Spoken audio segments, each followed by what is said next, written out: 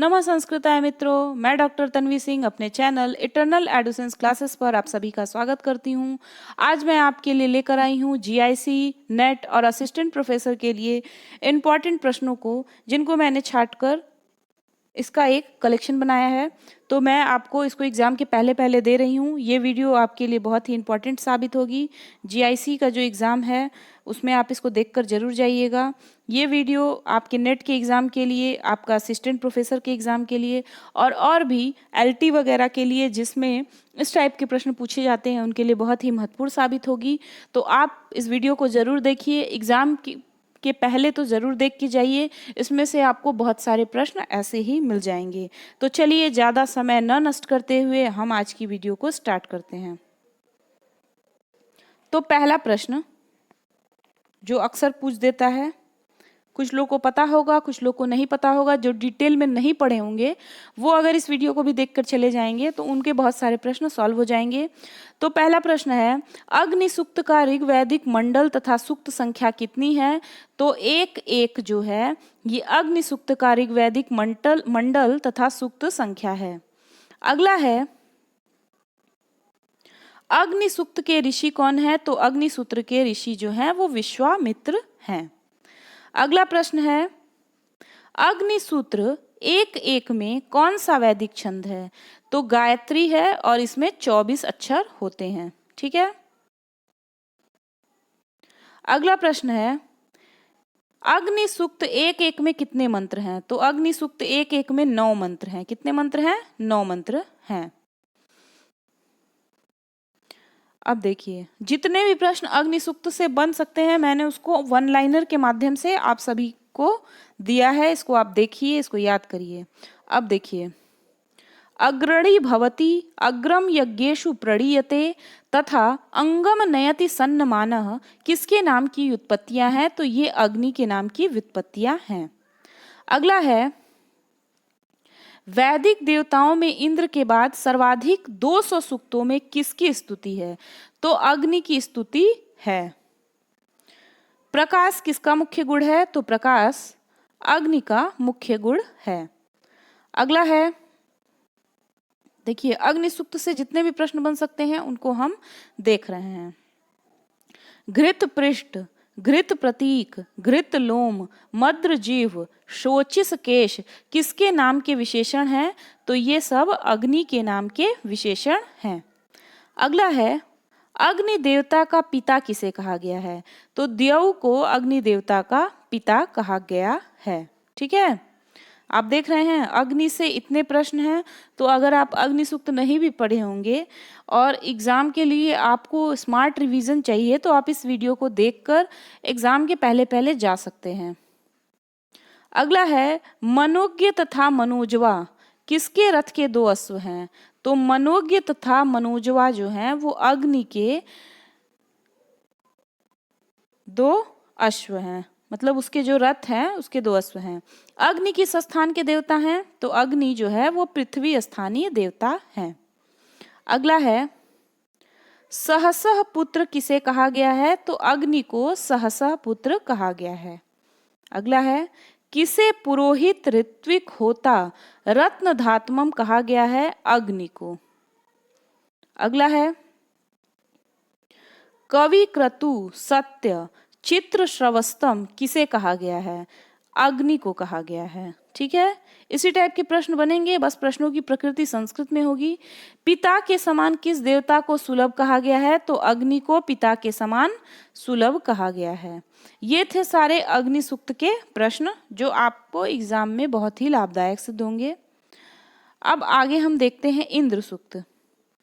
अब इंद्र सूक्त का मंडल तथा सूक्त संख्या क्या है? 212। इंद्र सूक्त की स्तुति कितने सूक्तों में हुई है? 250। इसीलिए बोला था ना कि इंद्र सूक्त के बाद सर्वाधिक 200 मंत्रों में किसकी स्तुति की गई है? तो 200 मंत्रों में इंद्र की गई है, 250 में इंद्र की गई है। अगला है, इंद्र किस स्थान के देवता हैं? तो इंद्र जो है अंतरिक्ष स्थानीय देवता हैं। अगला है, इंद्र सूक्त 212 के ऋषि तथा छंद कौन सा है? तो गृत्समद इसके ऋषि हैं और छंद जो है वो त्रिष्टुप है जिसमें 44 अक्षर होते हैं। अगला है, इंद्र सूक्त 2-12 में कितने मंत्र हैं? तो कभी कभी मंत्रों की संख्या पूछ देता है। तो इंद्र सूक्त में 15 मंत्र हैं, अग्नि सूक्त में 9 मंत्र हैं। ठीक है, आगे देखिए। इंद्र के पिता, माता तथा पत्नी किसे कहा गया है? तो द्यौ, अदिति और इंद्राणी। पिता द्यौ को कहा गया है, माता अदिति को कहा गया है और पत्नी जो है इंद्राणी को कहा गया है। अब देखिए यहाँ पे, इराम ददाति, इराम दृणाति, इराम धार्यते, इराम धार्यते, इंदवे द्रवति, इंदौ रमते, इंधे भूतानी। ये सभी किसके नाम की व्युत्पत्तियां हैं? तो ये सभी इंद्र के नाम की व्युत्पत्तियां हैं। इंद्र मानवाकृति रूप में किस रंग का बताया गया है? तो इंद्र जो है भूरे, हरित बताए गए हैं। सोमपा, सुशिप्र, वज्रहस्त्र, वज्रबाहु, वज्री, वज्रभृत किसके विशेषण हैं? ये सब इंद्र के विशेषण हैं। अगला है, सचीपति, शतक्रतु किसे कहा गया है? इंद्र को। अगला है, वृत्रशंभर, वृत्रशंबर, अहि तथा दनुपुत्र को किसने मारा? इंद्र ने मारा। अगला है, अंतरिक्ष लोक के प्रधान देवता अधिपति कौन है? इंद्र देवता। फिर है, पृथ्वी लोक के अधिपति कौन है? तो पृथ्वी लोक के अधिपति अग्नि है। द्युलोक के अधिपति कौन है? तो द्युलोक के अधिपति सूर्य हैं। और अंतरिक्ष लोक के अधिपति कौन है? तो इंद्र देवता। तो तीन क्वेश्चन देखिए यहाँ पे बन गया कि अंतरिक्ष लोक के प्रधान देवता इंद्र हैं, पृथ्वी लोक के प्रधान देवता अग्नि हैं, द्युलोक के प्रधान देवता सूर्य हैं। अब देखिए, पुरुष सूक्त का मंडल सूक्त संख्या क्या है? तो पुरुष सूक्त का मंडल हो गया 10, 90 और पर्जन्य पिता, इसका वो मंत्र को अगर पकड़ना है तो इसमें है। ठीक है, आगे देखते हैं हम।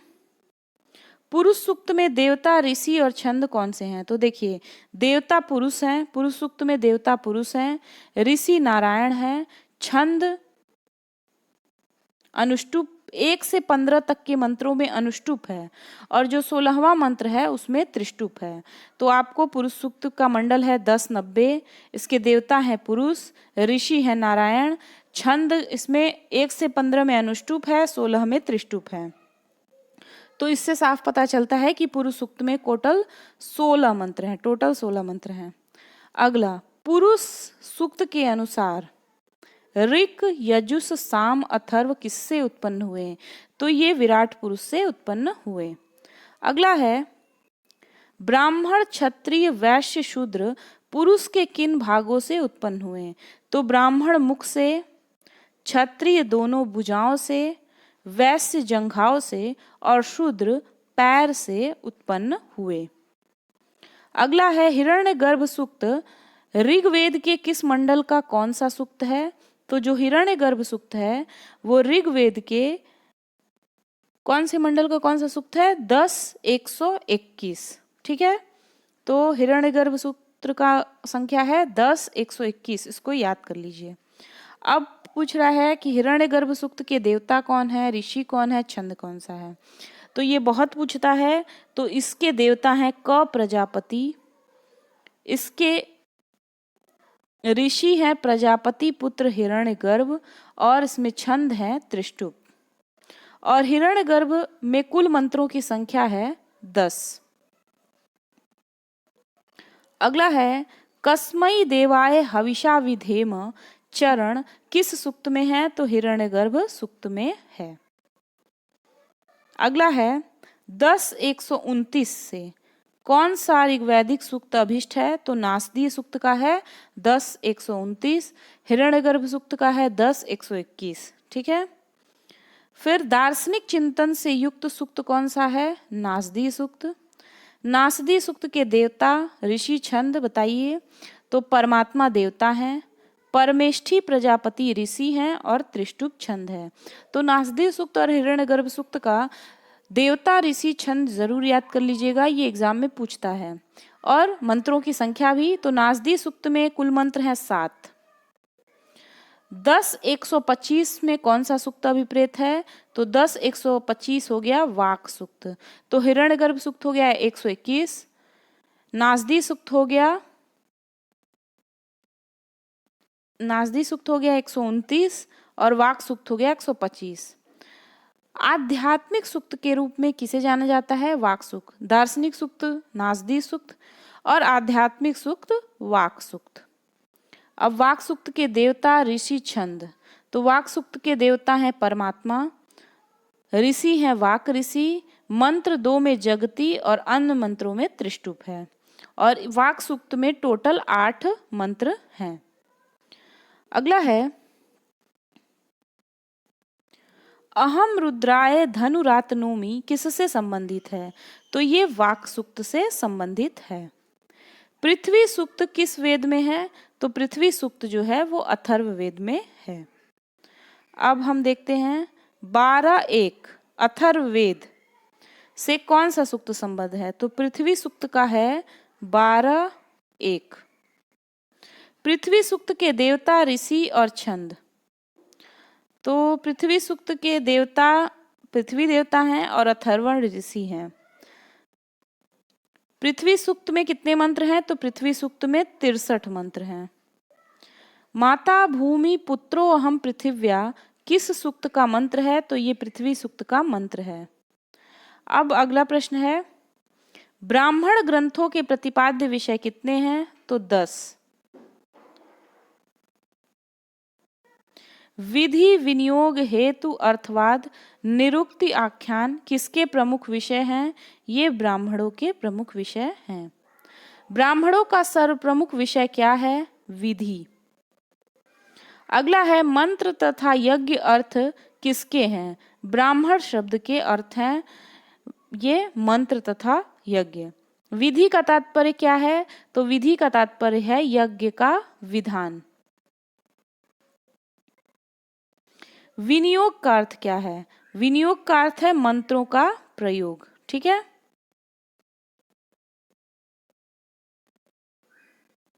अगला है हेतु किसका प्रमुख विषय है? इसका क्या अर्थ है? तो हेतु जो है ये ब्राह्मणों का प्रमुख विषय है, इसका अर्थ है कारण। ठीक है, निंदा तथा प्रशंसा किस ब्राह्मण विषय के अर्थ हैं? अर्थवाद। निरुक्ति का अर्थ क्या है? तो निरुक्ति का अर्थ शब्दों का निर्वचन है। आख्यान कितने प्रकार के हैं? आख्यान 2 प्रकार के होते हैं, स्वल्पकाय और दीर्घकाय। अगला प्रश्न है सुनहसेप का वास्तविक पैतृक नाम क्या है? अजिगर्ति। ठीक है, अगला है सुनहसेप आख्यान किस वेद तथा ब्राह्मण से संबद्ध है? तो सुनहसेप आख्यान ऋग्वेद के ऐतरेय ब्राह्मण 7, 13, 18 से संबद्ध है। पुत्र प्राप्त हेतु किस राजा ने वरुण देव से प्रार्थना की थी? तो राजा हरिश्चंद्र ने। अगला है राजा हरिश्चंद्र के पुत्र का क्या नाम था? रोहित। चरई वेती का उपदेश रोहित को किसने दिया? इंद्र ने। ये भी पूछता है राजा हरिश्चंद्र को कौन सा रोग हो गया था? तो राजा हरिश्चंद्र को उदर रोग यानी जलोदर रोग हो गया था। आगे है अजिगर्त सुनहसेप के पिता का क्या नाम था? अजिगर्त सौवयशी। सुनहसेप को किसने अपना पुत्र स्वीकार किया था? तो ऋषि विश्वामित्र ने सुनहसेप को अपना पुत्र स्वीकार किया था। ऋषि विश्वामित्र ने सुनहसेप को क्या नाम दिया? तो ऋषि विश्वामित्र ने सुनहसेप को देवरात नाम दिया। अगला प्रश्न है वांगमनस आख्यान किस वेद तथा ब्राह्मण में वर्णित है? तो वांगमनस आख्यान यजुर्वेद तथा शतपथ ब्राह्मण में वर्णित है। वाक वाणी किसके लिए हवि का वहन नहीं करती है? प्रजापति के लिए। वाक वाणी के गर्भ से कौन पैदा हुए हैं? अत्रि। अगला है पंच महायज्ञ किससे संबंधित है? तो पंच महायज्ञ गृहस्थ से संबंधित है। गृहस्थ, अगला प्रश्न है गृहस्थ किन 5 तत्वों के प्रतिदिन प्रयोग से पाप का भागी बनता है? तो गृहस्थ जो है चूल्हा, चक्की, ऊखल, मूसल, झाड़ू और जल के प्रतिदिन प्रयोग से पाप का भागी बनता है। पंचसूना किसे कहते हैं? पंच दोषों को। अगला है अध्ययन अध्यापन कौन सा यज्ञ है? अध्यापनम ब्रह्म यज्ञ। तो अध्ययन अध्यापन ब्रह्म यज्ञ है। पितृ यज्ञ किसे कहते हैं? तो पितृ यज्ञस्तु तर्पणम। ठीक है, जो तर्पण होता है उसको पितृ यज्ञ कहते हैं। फिर होम हवि करना कौन सा यज्ञ कहलाता है? तो होम यानी हवि करना देव यज्ञ कहलाता है। प्राणियों के निमित्त कौन सा यज्ञ किया जाता है? प्राणियों के निमित्त भूत यज्ञ किया जाता है। भूत यज्ञ को अन्य किस नाम से जाना जाता है? तो भूत यज्ञ को बलि वैश्वदेव के नाम से जाना जाता है। अतिथि सत्कार किस यज्ञ द्वारा होता है? तो अतिथि सत्कार नृयज्ञ के द्वारा होता है। ज्ञान यज्ञ किस यज्ञ को कहते हैं? तो ज्ञान यज्ञ ब्रह्म यज्ञ को कहते हैं। वैदिकों के कितने प्रमुख यज्ञ हैं? तो वैदिकों के 7 प्रमुख यज्ञ हैं। अमावस्या में किए जाने वाले 3 यागों को क्या कहते हैं? तो पहला है अग्नि प्रत्यर्थ पुरोडास याग, दूसरा है इंद्र प्रत्यर्थक पुरोडास याग यानी दधि द्रव्यक याग, और तीसरा है इंद्र प्रत्यर्थक पयोद्रव्यक याग। इनको दर्श भी कहते हैं। तो इन तीनों के नाम है अग्नि प्रत्यर्थक पुरोडास याग, दूसरा है इंद्र प्रत्यर्थक पुरोडास याग, और तीसरा है इंद्र प्रत्यर्थक पयोद्रव्यक याग।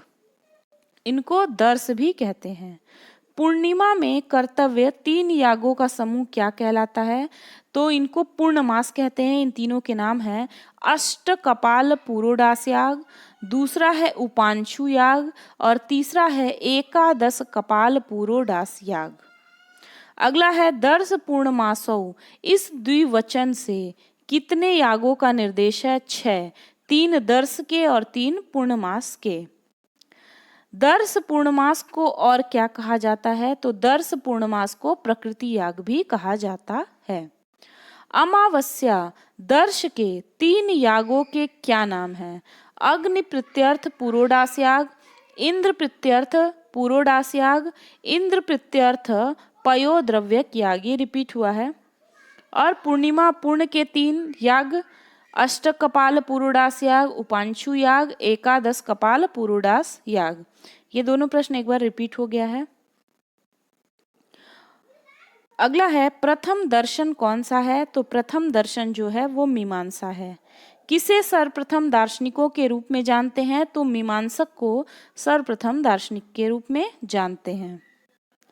सायण ने अरण्यक की क्या परिभाषा की है? अरण्या अध्ययनादेतद आरण्यक मितिर्यते अरण्ये तद धीएतेवं वाक्यम प्रवक्षते। तो ये पूछ सकता है कि आरण्यक की परिभाषा सायण ने क्या दी है? तो इसको आप देख सकते हैं अरण्या अध्ययनादेतद आरण्यक मितिर्यते अरण्ये तद धीएतेवं वाक्यम प्रवक्षते। अगला है आरण्यकम च वेदिभ्यम औषधिभ्यो अमृतम यथा किस ग्रंथ से है? तो ये पूछ देता है अक्सर एग्जाम में कि आरण्यकम च वेदिभ्यम औषधिभ्यो अमृतम यथा किस ग्रंथ से है? तो ये महाभारत से है। अगला है रहस्य किसे कहा गया है? तो आरण्यक को रहस्य कहा गया है। आरण्यकों का प्रतिपाद्य विषय क्या है? तो आरण्यकों का प्रतिपाद्य विषय जो है वो प्राण विद्या है। ठीक है, आरण्यकों का प्रतिपाद्य विषय जो है वो प्राण विद्या है। अगला है यावद्यस्मिन् शरीरे प्राणो वसति तावद्याउ किस उपनिषद से है? तो ये जो है कौशितकी उपनिषद से है। अब अगला प्रश्न है वैदिक स्वर कितने तथा कौन कौन से हैं? तो वैदिक स्वर जो है वो 3 होते हैं, उदात्त, अनुदात्त और स्वरित। इसको देख लीजिए। उच्चैरुदात्त से उदात्त को कहाँ से उच्चरित बताया गया है? ऊपरी उच्चारण स्थान से। अनुदत्त से संबंधित पाणिनि सूत्र क्या है? निश्चैरनुदात्तः। ठीक है। समाहार किस स्वर को व्यक्त करता है? स्वरित। तो इसका हो जाएगा समाहार स्वरितः। स्वरित कितने प्रकार के तथा कौन कौन से होते हैं? तो स्वरित जो होते हैं वो 5 प्रकार के होते हैं। कौन कौन से? यहीं पे देख लीजिए। सामान्य, जात्य, अभिनिहित, प्रश्लिष्ट और क्षैप्र। देखिए कह रहा है कि जात्य, क्षैप्र, प्रश्लिष्ट तथा अभिनिहित के बाद जब कोई उदात्त स्वर आता है तो वह क्या कहलाता है? तो वह कंप कहलाता है। स्वरित तथा अनुदात्त युक्त, तो अनुदात्त ऐसे होता है, ठीक। तो स्वरित तथा अनुदात्त युक्त से कौन सा स्वर प्रकट होता है? ह्रस्व कंप स्वर। स्वरित तथा अनुदात्त युक्त, ये वाला जो साइन होगा, से कौन सा स्वर व्यक्त होता है? दीर्घ कंप स्वर। जब 1 होगा तो ह्रस्व और जब 3 होगा तो दीर्घ कंप स्वर। अब देखिए यहाँ पे दिया है ना, उदाहरण पूछ रहा है अपस्वंतः, इसमें कौन सा कंप है? तो यहाँ पे 1 दिया है, तो ये होगा ह्रस्व कंप। फिर इसके उदाहरण में देखिए क्या दिया है, वश्या अहम, यहाँ पे 3 लिखा है, हो सकता है ब्लर के नाते दिख न रहा हो, तो इसमें पूछेगा कौन सा कंप है? तो इसमें दीर्घ कंप है। अब आपको देखना है अगला, स्वरित के बाद आने वाला बिना चिन्ह वाला स्वर कौन सा है? उसको हम प्रचय कहते हैं। अगला है स्वरित के बाद आने वाला अनुदात्त क्या हो जाता है? तो स्वरित के बाद आने वाला जो अनुदात्त होता है वो प्रचय हो जाता है। तो इस वीडियो में हमने टोटल 110 प्रश्नों को देख लिया। तो आप इन सारे प्रश्नों को देखिए, ये आपके लिए बहुत ही इम्पॉर्टेंट होंगे। अगली वीडियो देखने के लिए हमारे चैनल के साथ बने रहिए। मैं जल्दी ही अगली वीडियो को लेकर आऊँगी और इन प्रश्नों को कंप्लीट कराऊंगी आपके एग्ज़ाम के पहले।